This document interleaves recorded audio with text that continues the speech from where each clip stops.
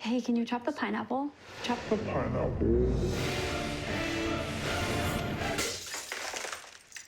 Nope, I'm high. How about I wash off the grapes? Yes. Okay. You're already making good decisions when you're high. I want tacos. Will you drive? I'm a little toasty.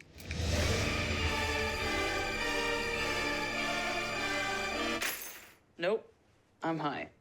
Let's order in. Don't make an exception when it comes to driving. If you feel different, you drive different.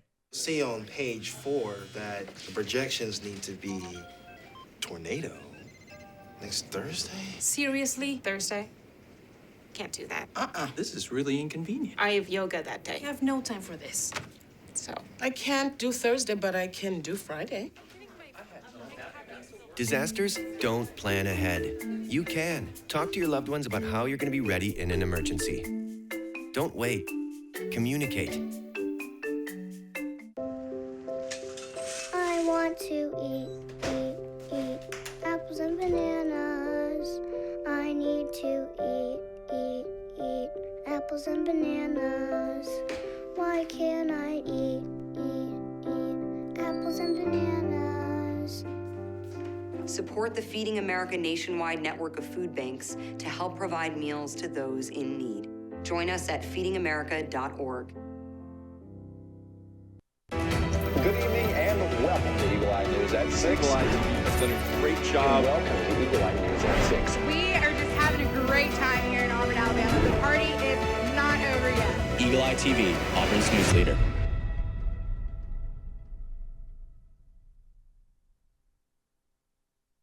Good evening and welcome to Eagle Eye News. I'm Michael Brandis. And I'm Lacey Chapman. Thank you for joining us. To start off our show, last week there were no Kings. Last week there were no Kings protests nationwide to protest the actions of the Trump administration. With more than 3,000 protests nationwide, Auburn became a puzzle piece to the movement. Eagle Eye reporter Morgan Sims covered the protests last week and has the story. 3,100 No Kings protests were planned nationwide, and Auburn has become a part of that effort. Trump's excursion is America's shame. No Kings is a slogan and peaceful protest in the United States, mainly organized by the 50-51 movement to oppose what supporters see as too much power and control by the Trump administration. Along with the mass movement happening in 49 other states, Indivisible Auburn Opelika organized a peaceful demonstration in the heart of downtown Auburn.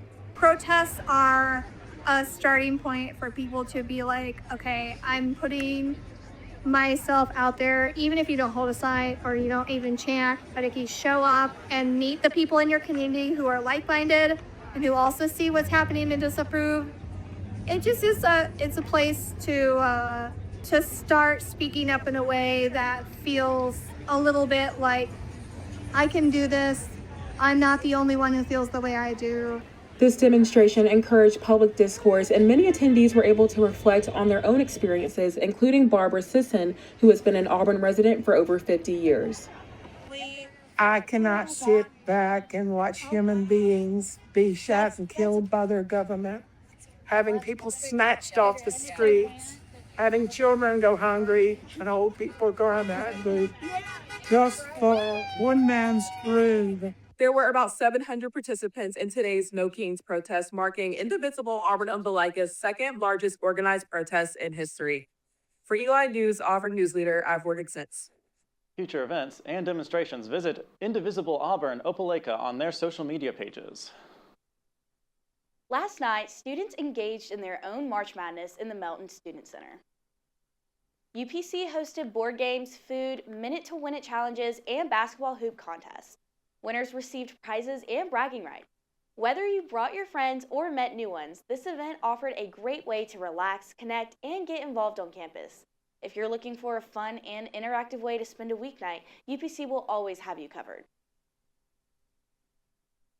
This game night sure did bring the madness, no bracket required.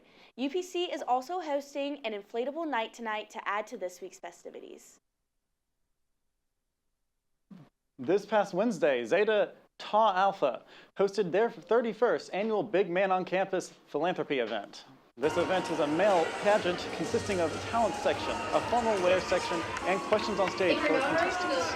The event included dancers, singing, performances, stand-up comedy, and more. The turnout was great, and all of the funds went to Zeta's breast cancer awareness philanthropy. The crowd voted on their favorite big man, and Jay Ramsey won the competition. Yesterday was April Fool's Day, and we wanted to catch up with students to see how they feel about the holiday. Our very own Monday night news anchor, Gavin Dimmitt, asked students how they celebrate April Fool's or if they still even celebrate it. Let's take a look. I mean, the typical one. My parents growing up would put vinegar in our milk, so then we pour our cereal, it would be all bread. Do you still celebrate April Fool's Day? Yes, I do, actually. I would not say that I celebrate it every year, but I do notice it. I don't really, but I feel like I always get tricked like every year, you know, because I never see it come. Honestly, no. Oh yeah, big fan. Do you have a favorite prank or joke that you have ever been maybe the victim of, or you played on a friend? Yeah, I mean, the typical one. My parents growing up would put vinegar in our milk, so then we pour our cereal, it would be all bread. The most recent one was last year. I put saran wrap over my roommate's toilet. Oh yeah, so in kindergarten to first grade. Anyways, my mom didn't pack me lunch, okay? And normally when your mom forgets to pack you lunch, it means she's bringing me Subway. I walked into the cafeteria and they would bring you your lunch to you when your mom drops it off. I opened it up, it was empty. Wow. Nothing there. Any big plans for this year? I don't know. I have to come up with something tonight, I guess. Not yet, because I actually have a calc test tomorrow. Maybe I'll do something on my mom. She always gets me. One of my friends here always gets parking tickets, so for April Fool's Day, I'm gonna print off a ticket and put on her car that says she can't park anywhere. Where are you going? Within 50 miles. Do you have any plans for tomorrow? Maybe make up for the years that you tomorrow's at Ross? Thanks. Him. Yeah. I won't give away too much. When we come back, you'll have a weather update with Annabelle, Whetstone, and a political update with Tessa and Allen. You're watching Eagle Eye News at 6.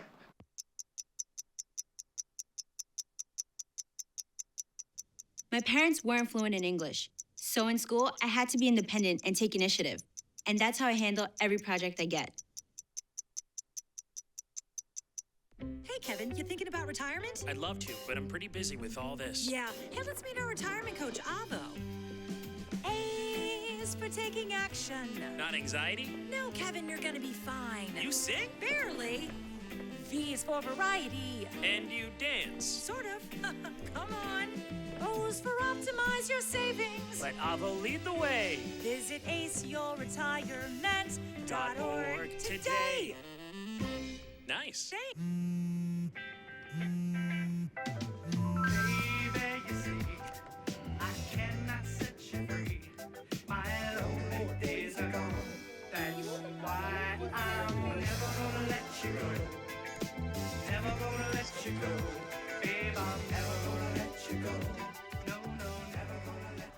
Here you go.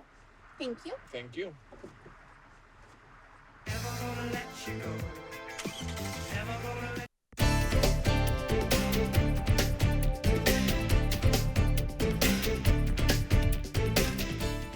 Welcome back to Eagle Eye News at 6. My name is Annabelle Whetstone, here with your weather outlook for the rest of the week on the plains. We are expecting warm temperatures this week, ranging from the high 40s to high 70s, with cloudy skies on Monday and sun for the rest of the week. Moving into this weekend, we're expecting rainy conditions from Saturday through Sunday morning with cloudy skies. The highs are in the 70s and 80s, while the lows are in the 50s and 60s. And that's it for this week's weather on the plains. Stick around because next up, it's Tessa Allen with your political news update. I'm your weather anchor, Annabelle Whetstone, and you're watching Eagle Eye News at 6. We'll be right back. Touchdown!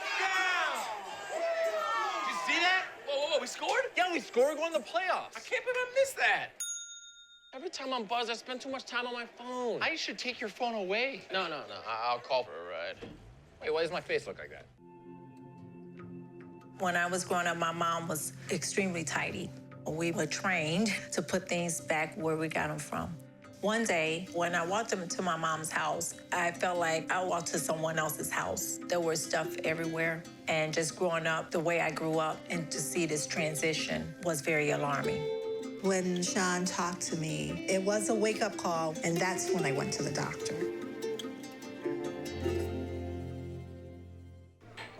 Put the keys down, Kevin. But I'm gonna drive home. There are several warning signs present that you shouldn't be driving. I've taken 25 selfies in the last 10 minutes. 26. Yep, I'm definitely gonna call a ride home.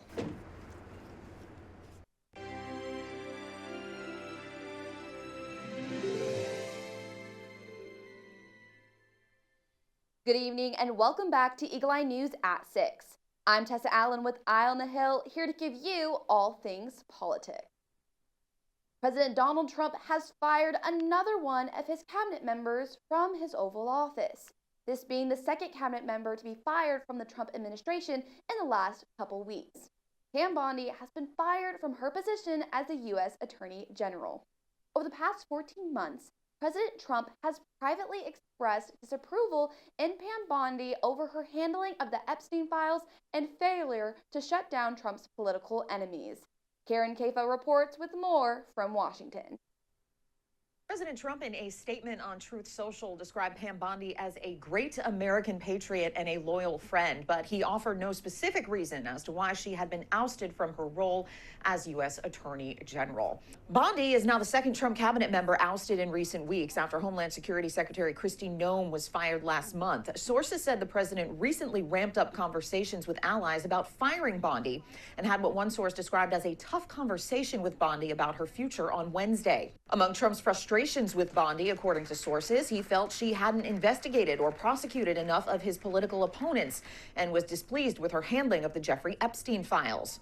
In his statement, the president added that Bondi would be, quote, transitioning to a much needed and important new job in the private sector. Republican Congressman Thomas Massie, who found himself at odds with Trump as he led Capitol Hill efforts to release the Epstein documents, a push Trump initially opposed, wrote on social media Thursday, "I support Trump firing Pam Bondi. I hope the next AG will release all the Epstein files according to the law and follow up with investigations, prosecutions, and arrests."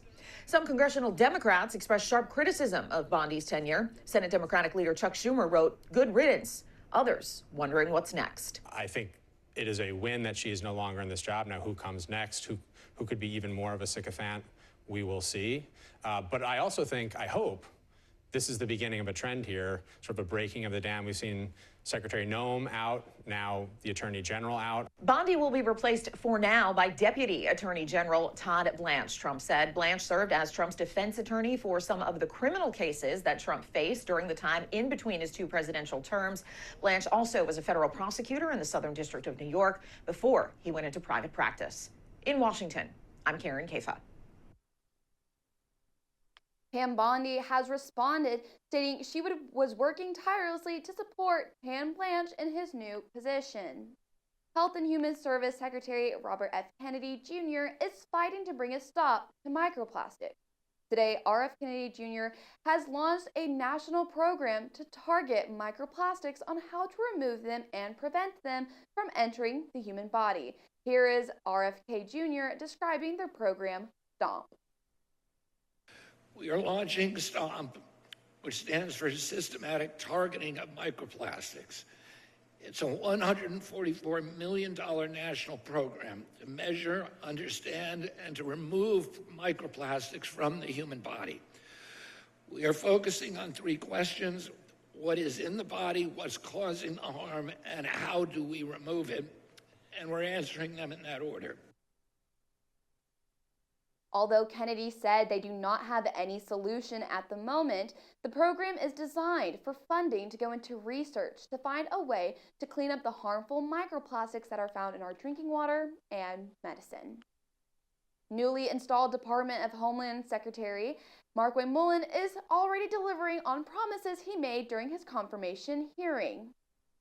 Mullin was confirmed and sworn in last month to replace fired DHS Secretary Kristi Noem. Mullin has now changed Noem's review policy that required top approval for contracts that exceeded $100,000. The former Oklahoma senator called the process micromanaging and rescinded it. The new policy will require all contracts more than $25 million to be approved by the DHS Deputy Secretary. Leaders in certain roles within the agency will now approve contracts below that monetary amount. Last year, UNOM's previous policy was blamed for blocking funds during natural disasters that caused bipartisan resentment in certain states. Other changes from Mullen.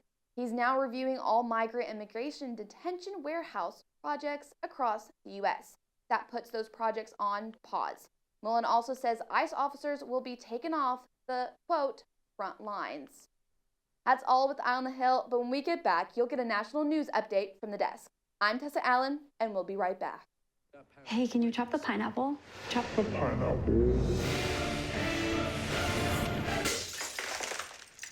Nope, I'm high.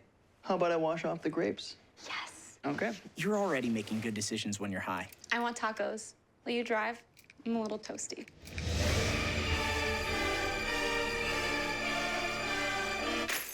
Nope, I'm high. Let's order in. Don't make an exception when it comes to driving. If you feel different, you drive different. See on page 4 that the projections need to be tornado next Thursday. Seriously? Thursday? Can't do that.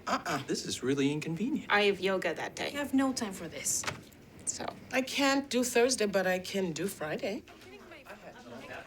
Disasters don't plan ahead. You can. Talk to your loved ones about how you're going to be ready in an emergency. Don't wait. Communicate.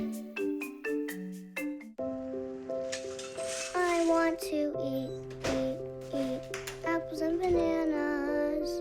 I need to eat apples and bananas. Why can't I eat apples and bananas? Support the Feeding America nationwide network of food banks to help provide meals to those in need. Join us at feedingamerica.org.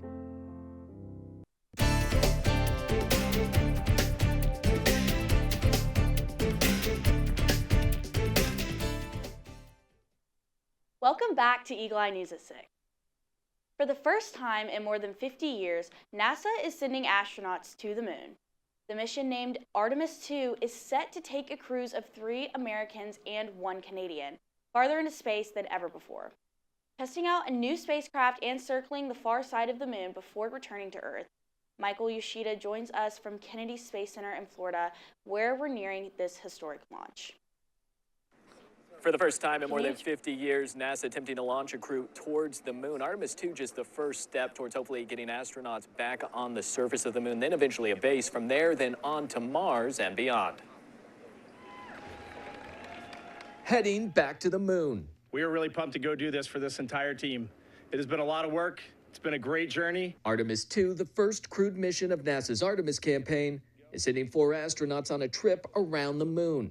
Commander Reed Wiseman, pilot Victor Glover, mission specialist Christina Cook, and mission specialist Jeremy Hansen of the Canadian Space Agency. This is an exciting time, and it is going to truly test our mettle. I'm so grateful to those that paved the way for me to be here and for all of us to be here, and it's an honor to potentially inspire the explorers of the future. It's the first time since 1972 that humans are going to deep space. We are in a space race. If human beings are going to endure, we have to find another planet to live on.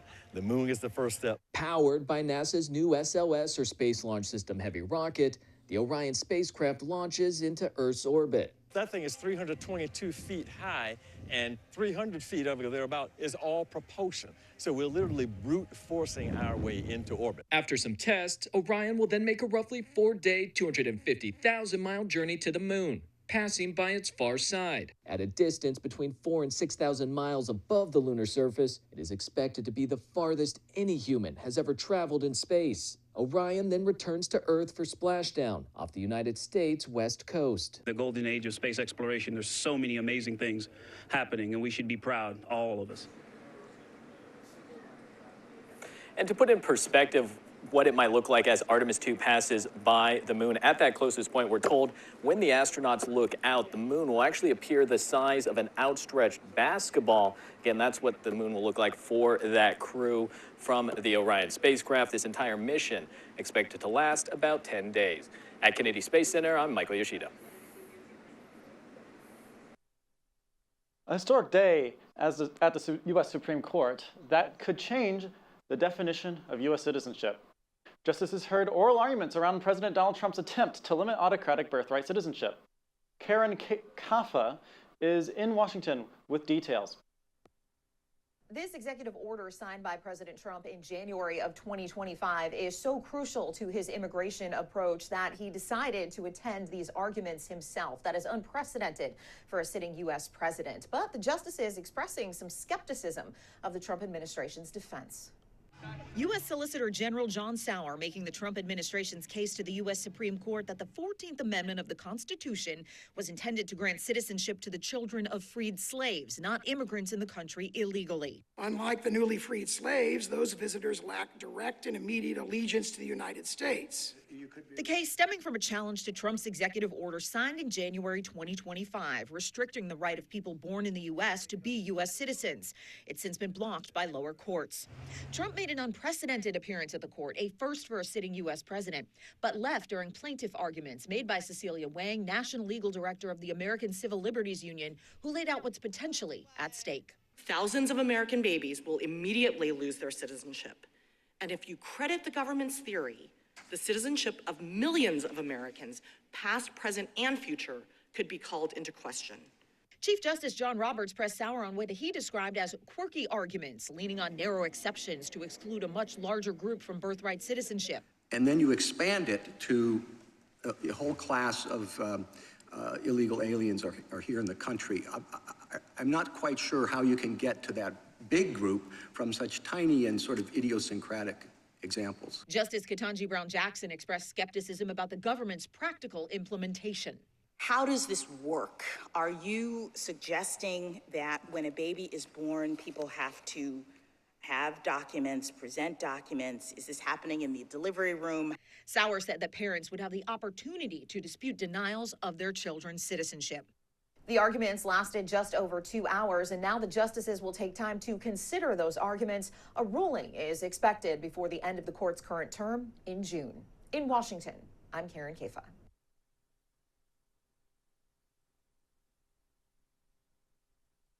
President Donald Trump suggests the U.S. is considering leaving NATO.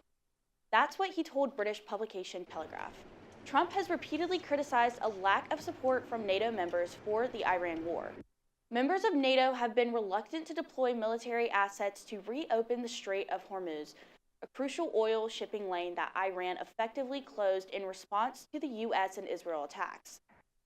British Prime Minister Keir Starmer responded to Trump's comments by stressing that NATO remains, quote, the single most effective military alliance the world has ever seen.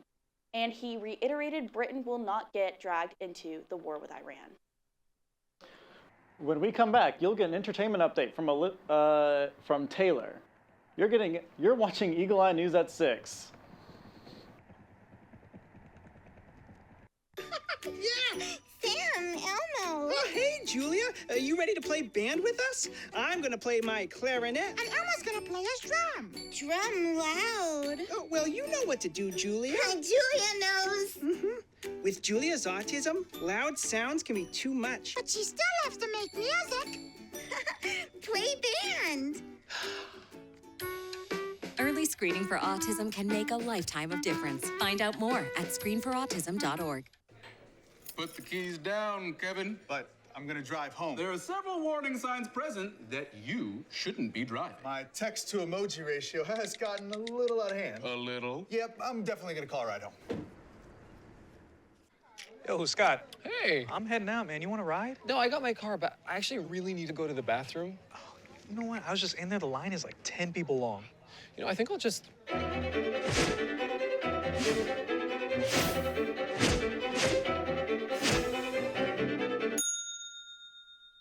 Dude, are you okay? You wouldn't believe what I was just thinking. I am definitely buzzed. Yeah. I think I will take this, and I will take that ride home. Smart man. Did you see how that dog was looking at me?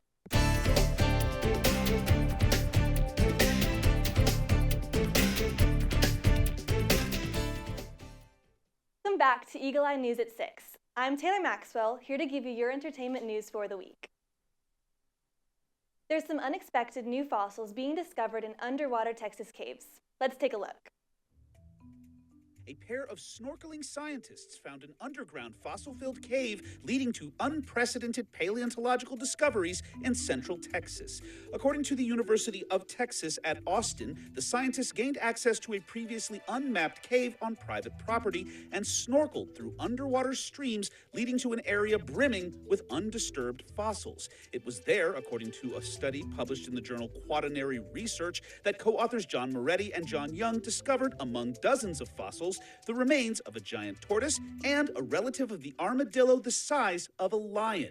The study says the remains of those Ice Age animals, dating back some 100,000 years, had never previously been found in central Texas before and have raised new questions about what is known about the region's geological and climatic past. Talking mushrooms, mistaken identity, and moonwalking. If any of those sound interesting to you, listen up to what's coming to theaters this April. Hollywood's David Daniel has more.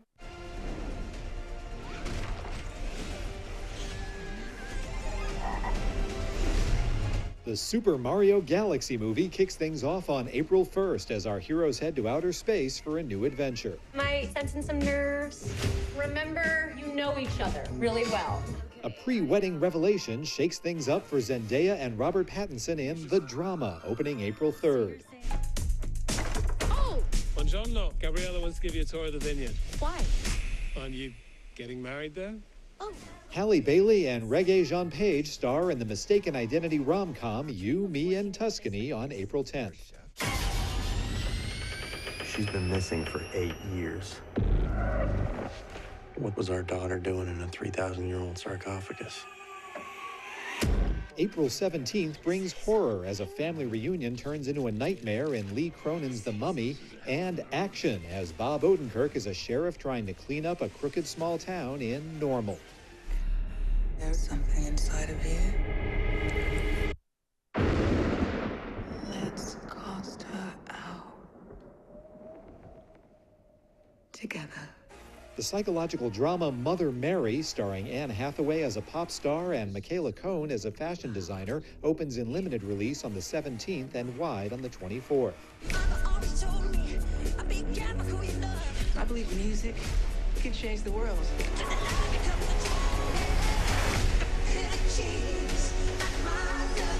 The big late April movie is Michael. Jafar Jackson, Michael's nephew, plays the king of pop in the highly anticipated biopic arriving April 24th. Getting my popcorn in Hollywood, I'm David Daniel. In other film news, a Jeffrey Epstein TV series is currently being developed. The series will be based on the book Perversion of Justice, The Jeffrey Epstein Story, and the woman who wrote it. The author is Julie K. Brown, and she is the Miami Herald reporter whose investigation led to the arrest of Epstein. According to Variety, Sony Pictures Television is currently shopping the limited series. It will star Laura Dern and features Adam McKay as one of the executive producers. Anchorman and Succession are two of McKay's well-known comedies. Remember C-3PO, the famous droid from Star Wars? His head is now worth over $1 million. The holy grail of sci-fi collectibles. That's what one Star Wars fan paid over $1 million for when this original light-up C-3PO head from The Empire Strikes Back came to auction. According to Prop Store Auction House, the head is an original used in the iconic 1980 film, featuring light-up eyes and original wiring, and is believed to be the only one of its type on the collector's market. A bidder busted auction expectations of between $350 and $700 grand, shelling out over $1 million for the decapitated droid's dome. Hey, in the collectibles game, it's not who you know, it's what you own. So sometimes to get ahead, it pays to get ahead. That's all I have for you today. When we come back, you'll get a business consumer update from Lucy and Brady. I'm Taylor Maxwell, and you're watching Eagle Eye News at 6. We need to go meet the guys. I'm lit. Can you drive? Pool party at Jesse's. Can you drive? Will you drive? I'm a little toasty.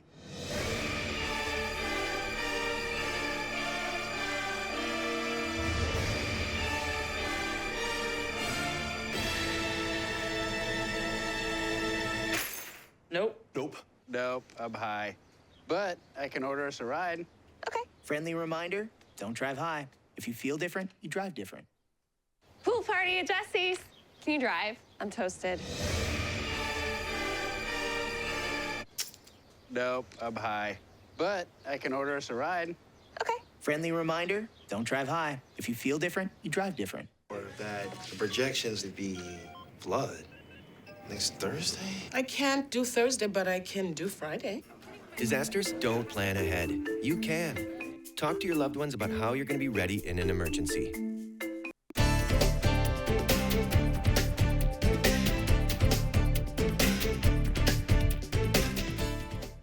Welcome back to Eagle Eye News at 6. U.S. gas prices are up nearly 5 cents Wednesday. AAA reports regular is averaging $4.06 a gallon.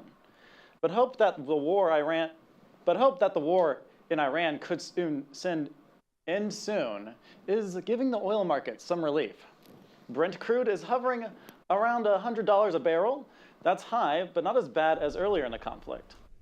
The U.S. benchmark is around the same price as of Wednesday morning. President Donald Trump says he hopes the Iran war could end this month. Tehran says it's open to that, but it's also prepared to fight months longer. National Public Radio and the Public Broadcasting Service scored a win in court against the Trump administration on Tuesday. Judge Randolph Moss said a key part of President Donald Trump's executive order targeting the media entities was unconstitutional. The ruling blocks the administration from denying funds based on editorial viewpoint. Moss said Trump's executive order crossed a First Amendment line. Congress last summer had already rescinded federal support for NPR and PBS. But for this ruling now opens the door for public media entities to regain some funds in the future. That's because public broadcasters could still draw grants from federal agencies given the judge's ruling. In a statement, PBS said it was thrilled with the decision. In the wake of actions by the president and Congress, several local public radio and TV stations have had layoffs. Stations also had to cut back on their programming. Eli Lilly has agreed to buy Tessa Pharmaceuticals for an initial payment of about $6.3 billion. The pharmaceutical company could up payment another $1.5 billion if U.S. regulators eventually approve of the 2 drugs Centessa is working on. UK-based Tessa is working on a new class of drugs for excessive daytime sleepiness and other neurological conditions. The deal is expected to close in the third quarter, pending approval by Tessa's shareholders as well as regulators. We're out of time, but for more Auburn news, head over to our website, eagleeyeauburn.com, and check out our social media pages. I'm Michael Brandis. And I'm Lucy Chapman. Thank you for watching, and War Eagle.